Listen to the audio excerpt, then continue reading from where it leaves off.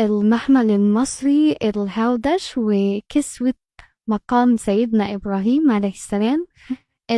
في فرق بين الهودج اللي بيبقى شايل المحمل بتاع كسوة الكعبة الشريفة، والهودج اللي شايل كسوة مقام سيدنا إبراهيم.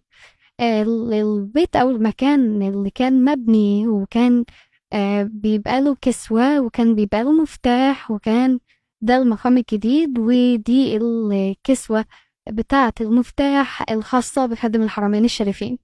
المبنى القديم ده كان بيبقى له كسوة على الباب، وكان بيبقى له كسوة للمفتاح بتاع الباب، وكان بيبقى له بعض المخصصات من الصورة المصرية. اللي هنشوفه دلوقتي ده الجراب بتاع المفتاح بتاع خادم الحرمين الشريفين، ده الكسوة أيام المملكة المصرية، ده الهودج اللي بيشتغلوا في كسوة المقام، وده اللي بيبقى على الباب بتاع مقام سيدنا إبراهيم عليه السلام. معروض منه أكتر من مكان في القبة الخضرية وفي النسيج. هنشوف بعض الصور للهودج، وهنشوف بعض الصور للكسوة بتاعة الباب والكسوة بتاعة الجراب بتاع المفاتيح.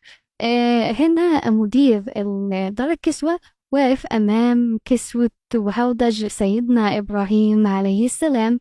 كده خلص الكلام، سلام.